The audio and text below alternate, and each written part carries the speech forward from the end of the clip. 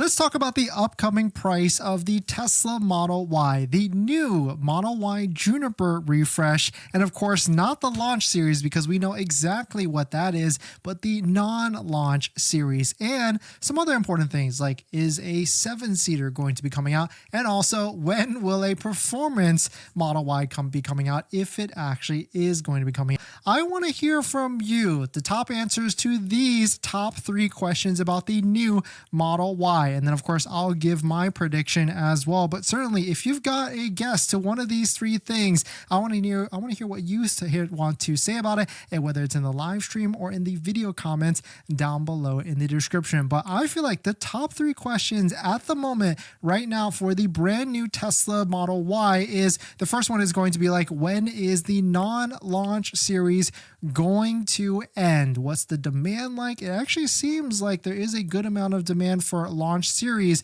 and so if there's good demand for the launch series, it could be a little bit delayed in when a non-launch actually comes out. The next one, I feel like I get this a lot: when will a 7-seater start to come out for the Model Y? I would imagine they're gonna get one, but certainly we have no idea. Tesla could be going in different directions, and maybe they're gonna ditch like that SUV, because the third, well, not ditch but the SUV, but ditch like the third row capability of it, because it's not really a big SUV, and even the Model Ys that do have a 3rd-seater, it's very, very small.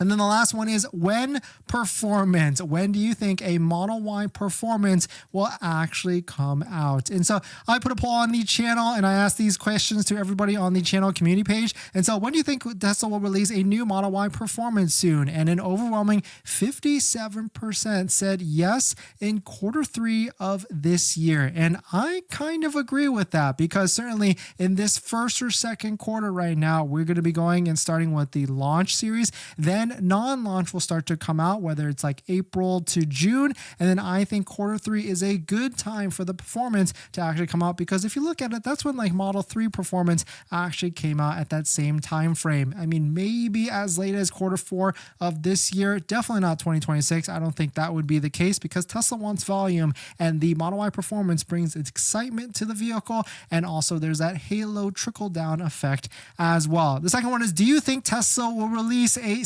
7-seater refresh Model Y? And looking at the votes here, it's actually pretty interesting. 45% said yes and 37% said no. And so I'm like 50-50 on this as well. I would imagine they would release a 7-seater, but it's almost like they're not positioning it to be a SUV anymore. They want people to step up to a Model X for a true 3rd row, but even that one's not really a true 3rd row as well. Like the SUVs that have 3 rows are way bigger at this point, and so maybe a 3rd row doesn't actually come out for the Model Y at all. I mean, if you take a look at the current Tesla vehicles, it has the 3rd row, like the long range.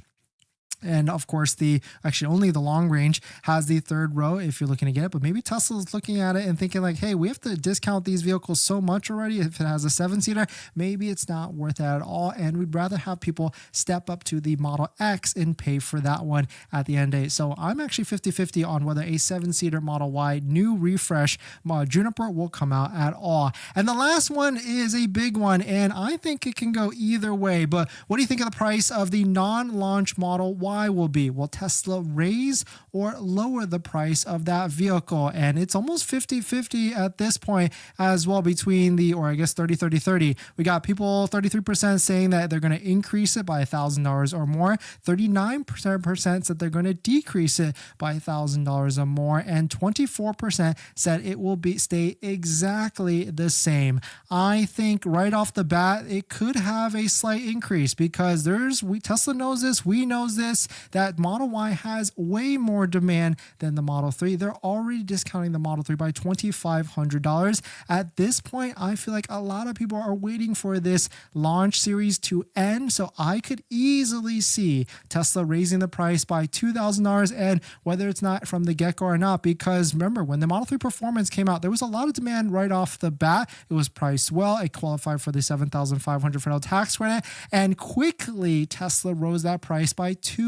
$2,000. And so I really feel like Tesla is going to come right out of the gate with a $2,000 price increase. And then of course, if the demand isn't there, they'll drop it $1,000 or even flip-flop it the other way. Maybe it will be exactly how it is currently priced versus like the legacy Model Y versions, and then they'll increase it pretty quickly depending on demand, orders, and everything. So I would definitely be aware of that, depending on the demand of the non-launch Model Y, because more people want that vehicle. It's the best-selling vehicle in the world. And so certainly I could see increases, or at least quick fluctuation of price increases in the very near future of that. But let us know what your thoughts on it. Let us know what you're thinking. Certainly I feel like a lot of people are waiting and seeing. And on top of that, yesterday we talked about how like the demand is there for the launch series and how there potentially could be 20 to 30,000 orders out of the gate already with that. But then some people are actually saying that maybe there's 40 to 50,000 orders already out of the gate with that vehicle. So very interesting to see